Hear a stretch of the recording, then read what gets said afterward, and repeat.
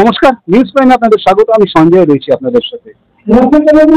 News প্রাইমের দর্শকদের প্রথমেই জানাই মহালয়ার প্রীতি শুভেচ্ছা ও অভিনন্দন। আজ একটি বিশেষ দিন, কারণ আজ একদিকে যেমন জাতির জনক মহাত্মা গান্ধীর জন্মদিন, ঠিক তেমনি পূর্বতন প্রধানমন্ত্রী লাল বাহাদুর শাস্ত্রীর জন্মদিন। আজ একই সঙ্গে আবার পিতৃপক্ষের শেষ, দেবীপক্ষের সূচনা, মহালয়া। এবারের পুজো এমন একটি আবহে হচ্ছে, যদিও যে হয়তো উৎসবের সেই চিরন্তন রেশ কতটা নেই, কিন্তু পুজো আছে, মায়ের আগমন আছে, আচার অনুষ্ঠান সবই আছে, কিন্তু সেই উৎসব একটু ভাটা। এই মুহূর্তে আমরা রয়েছি কলকাতার নিমতলা ঘাট স্ট্রিটে, যেখানে আজ সৌভিক এন্ড জিনপাল ফাউন্ডেশনের উদ্যোগে অভিনব উদ্যোগ বা অনুষ্ঠান। কি সেই অনুষ্ঠান? না, প্রবীণ এবং বিশিষ্ট মানুষদের সম্মাননা প্রদান এবং সেই সঙ্গে সমাজের পিছিয়ে পড়া মানুষদের মধ্যে বস্ত্র প্রদান। সঙ্গে এমন একজন মানুষকে পেয়েছি যার পরিচয় তিনি নিজেই, কারণ তিনি নিরন্তর সমাজ সেবামূলক কাজে থাকেন এবং যেটা সবচেয়ে বড় একটা কাজ, তিনি এমন একটা সংগঠন চালান বা সংস্থা চালান যেটা 24 ঘন্টা 24x7 মানুষের সেবায় থাকে। হ্যাঁ, আটকলা মেডিকেল ব্যাংক। নন আদার দেন জি আশিস। কথা বলে আশিসদা, প্রথমত নিউজ প্রাইমে আপনাদের স্বাগত। আমরা পালন করতে চলেছি শারদোৎসব, যদিও বিচার প্রার্থী অভয়ার সব। কি বলবেন? বিশেষ করে আই বোথ ওয়ান জাস্টিস, এটার কোনো দ্বিমত নেই। একটা মা মধ্যবিত্ত ঘরে অনেক পরিশ্রম করে তার মেয়েকে ডাক্তার করেছে, কারণ পৃথিবীর মানুষ ডাক্তারদের অন্য চোখে দেখে, চিকিৎসার মাধ্যমে মরণাপন্নকে বাঁচিয়ে তোলে। সেইটা কিন্তু একটা প্রফেশন, একটা ডাক্তার। আমরা যেমন মিলিটারি তৈরি করতে গেলে অনেক সময় লাগে, ভারতের একটা জওয়ানকে আর একজন ডাক্তার করতে গেলে অনেক সময় লাগে। তার কারণ প্রযুক্তির যুগেও আজকে কিন্তু ডাক্তারের হাত দরকার, তা নাহলে কোনো মানুষকে ফেরত পাওয়া যাবে না। যন্ত্রের কাজ করবে, কিন্তু পরিচালনা করবে মানুষ। এটাই সারা পৃথিবী এই ধরনের কাজে আমরা দেখতে পাই ডাক্তারদের একটা বড় সাফল্য মানুষের জীবন। যে ঘটনাটা আমরা দেখলাম, সেই ঘটনা অভিপ্রেত নয়। আমি দীর্ঘ 45 বছর স্বাস্থ্য আন্দোলন, রক্তদান আন্দোলনে আছি। আমার মূল লক্ষ্য মানুষকে সঠিক পথে, সঠিক বিষয় মূল্যায়ন করে সেই রসায়নে মানুষ যাতে সঠিক পদক্ষেপ গ্রহণ করে। আজকে আমি এই সমস্ত ঘটনার পরিপ্রেক্ষিতে আমার মনে হচ্ছে একটা জিনিস, যে আমাদের দেশে যেখানে মহাত্মা গান্ধী, সর্দার বল্লভভাই প্যাটেল, নেতাজি সুভাষ বোস, কবিগুরু রবীন্দ্রনাথ ঠাকুর, বিনয় বাদল দীনেশ, বাসুন্দিনী হাজরা, মাস্টারদা, যারা ভিত, বিদ্যাসাগর মহাশয়, রাজা রামমোহন রায়, এরা ভিত।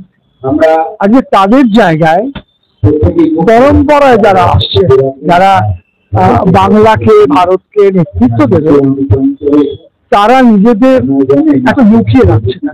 ওয়াই? তারা বজ্রকণ্ঠে কেন বলতে পারছে না যে এইরকম একটা ঘটনার মার্ডার কি? সেটা তো আমরা প্রত্যেকটা অ্যাডমিনিস্ট্রেশন, প্রত্যেকটা মানুষের থেকে চাই। আজকে যদি পাড়ায় কোনো ঘটনা ঘটে যায়, পুলিশ যদি সার্ভে করতে আসে, নাগরিকের কর্তব্য সত্যটা উঠিয়ে দেওয়া যে এইটা ঘটনা, তাহলেই তো আসামি ধরা পড়বে। আজকে যদি আসামি ধরা না পড়ে, তাহলে আসামিদের হাতকে আমরা শক্ত করছি। আরে এত মারলাম, কি করলাম, আমরা ধরতে পারবো? তাহলে প্রযুক্তি ফেল করবে, মানুষের বুদ্ধি ফেল করবে, মানুষের নিষ্ঠা, সার্থকতা ফেল করবে। কিটা কিরকম? আমি কখনোই বলবো না কেউ পদত্যাগ করুক, কেউ নতুন আসুক। আমি একটা জিনিস চাইবো, সত্য উদ্ঘাটন হোক। আমরা শারদোৎসবের দোরগোড়ায় দাঁড়িয়ে, আপনি স্বাস্থ্য আন্দোলনের সাথে দীর্ঘদিন যুক্ত, আপনি খুব ভালোভাবে জানেন যে এই শারদোৎসবের সময় ডাক্তারদের অপ্রতুলতা অনেক বেড়ে যায়। সেই জায়গায় দাঁড়িয়ে, সেই আবহে জুনিয়র ডাক্তাররা আজ থেকে কর্মবিরতিতে গেছে। কি মনে হচ্ছে স্বাস্থ্য ব্যবস্থার হাল কোন জায়গায় পৌঁছতে পারে এই শারদোৎসবের সময়, যখন তাদের প্রয়োজন সবচেয়ে বেশি? না, আমি একটা জিনিস ভাবছি, সারা পশ্চিমবাংলায় ডাক্তার কি মাত্র ৭,৫০০? ডাক্তার তো আরো বেশি। তাহলে ৭,৫০০ দেখছে না বলে সারা বঙ্গের স্বাস্থ্য খারাপ হয়ে যাচ্ছে, এটা আমি মানতে পারছি না। তাহলে অন্যান্য ডাক্তার যারা আছে বিভিন্ন পরিমণ্ডলে, তারা করছে কি? আজকে যদি ভারতবর্ষের মিলিটারি যা সংখ্যায়, তার যদি 1% চলে যায়, আমি কথাই বলছি, তাহলে দেশের সুরক্ষা কি অরক্ষা হবে? এটা আমি কিছুতেই মানতে পারছি না যে 7,000 ডাক্তার না থাকলে পশ্চিমবাংলার স্বাস্থ্য চলবে না। এটা কিছুতে মানা যায় না। সৌভিক অ্যান্ড জি পল ফাউন্ডেশনের উদ্যোগে আজকে এই যে অভিনব একটা ব্যতিক্রমী উদ্যোগ, যে বিশিষ্ট মানুষ এবং প্রবীণ মানুষদের সম্মাননা প্রদানে, সেই সঙ্গে পিছিয়ে পড়া অংশের মানুষদের মধ্যে বস্ত্র প্রদান শারদোৎসবকে কেন্দ্র করে, কিভাবে দেখছেন? আমার মনে হয় যে প্রত্যেকটা মানুষ যারা ছোট থেকে বড় হয়, তাদের আপনি দেখবেন তাদের শিক্ষা অবস্থায় অনেক কিছু পড়তে হয়। কি পড়তে হয়? সাধারণ লেখাপড়ার সঙ্গে সামাজিক জ্ঞান। যে আমি যেগুলো পড়ছি, সেই পড়াটা যে করতে পারছে না, আমি কি তাকে সাহায্য করতে পারি না? আমি যে খাবার খাচ্ছি, আমি কি আধখানা রুটি দিতে পারি না যে খেতে পায় না? আমি যে পড়নে পড়েছি, আমার যদি দুটির বেশি জামা থাকে, যে আদলা গা আমি কি দিতে পারি না? স্বামী বিবেকানন্দকে মা বন্দি করে রেখেছিল, তার কারণ যা পেতে দিয়ে দিত।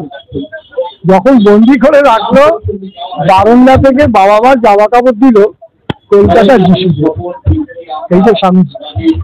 মাদার টেরেসা এখানে শিক্ষকতা করতে এলেন। তিনি যখন স্কুলে পড়াতেন, মধ্য কলকাতার একটি স্কুলে, উনি দেখতেন রোজ টিফিন টাইমে যারা খাবার নিয়ে আসতো, তারা কিছুটা খেয়ে বা না খেয়ে ওই বাইরের উলঙ্গ যিশুদের দিয়ে দিত। তাহলে এরকম তো প্রচুর আছে। তাহলে আমাকে তো এই কটার মধ্যে গণ্ডিবদ্ধ থাকতে হবে না, আমাকে পৃথিবীর চিত্রটার ছবিটা দেখতে হবে। আপনি খুব ভালো একটা কথা বললেন যে আমি কি দিতে পেরেছি।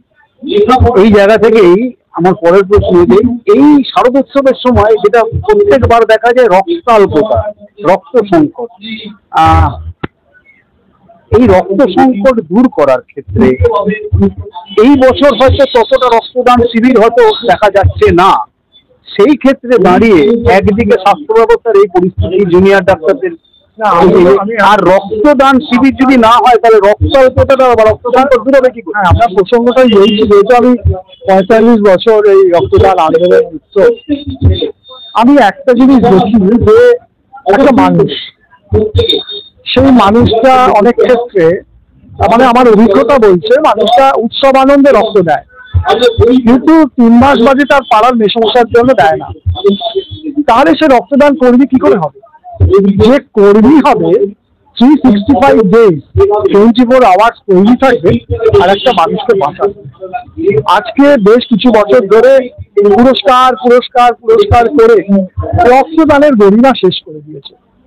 পেশাদারি রক্তদাতার মতো একটা সময় যেমন ছিল, আজকেও পেশাদারিত্ব এসে গেছে। আমি কিছু পেলে আমি রক্ত দেব, যে কারণে আমি যেহেতু মুভমেন্ট করি, আমি মনে করি যে মানুষকে সচেতন করা, মানুষকে এই ব্যাপারে এগিয়ে আসা দরকার। কারণ প্রযুক্তির যুগেও মানুষই রক্ত দিয়ে মানুষের জীবনকে বাঁচায়। নিউজ প্রাইমের দর্শকদের উদ্দেশ্যে যদি কোনো বার্তা? হ্যাঁ, নিউজ প্রাইম দর্শকদের কাছে আমি একটাই বলবো, আমরা তথাকথিত টেলিভিশন দেখতে চাই না, তথাকথিত সোশ্যাল মিডিয়া চাই না, আর যেখানে শুধুমাত্রই বিভিন্ন বিষয়ের প্রতি আলোকপাত না করে তার চারপাশে ঘোরাফেরা করা হয়। আমরা চাইবো সেই সংবাদদাতা, সেই সংবাদ প্রতিষ্ঠান যেখানে মানুষের সত্য খবরগুলো দেয়া, এবং মানুষের যেটা চাহিদা, মানুষ যেটা চান সমাজ জীবনে, সেইটাকে পরিপূরণ করাই একটা স্বাধীন সংবাদপত্র, সংবাদ প্রতিষ্ঠান, সংবাদ মিডিয়া এবং সংবাদ যারা পরিবেশন করে তাদের কাছে আমরা এটাই চাই। অর্থাৎ ডি আশিস যেটা জানাচ্ছেন, একজন রক্ত আন্দোলন বা ছাত্র আন্দোলনের মুভমেন্ট করা কর্মী হিসেবে 45 বছর ধরে এটা করছেন। আগেও ছিল পেশাদারি রক্তদাতা, আজ পেশাদারি হয়তো রক্তদাতা নেই, কিন্তু মাধ্যমটা পাল্টেছে, ক্যাশের জায়গায় কাইন্ড হয়েছে, কিন্তু সেই মানসিকতাটা রয়ে গেছে।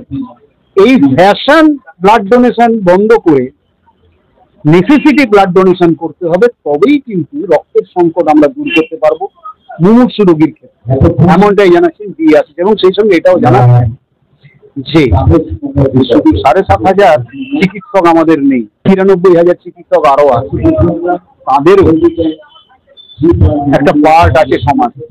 সুতরাং এদের আন্দোলন বা জাস্টিস চাওয়ার অধিকার যেমন আছে, তাদেরও সেবা দেওয়ার প্রয়োজনীয়।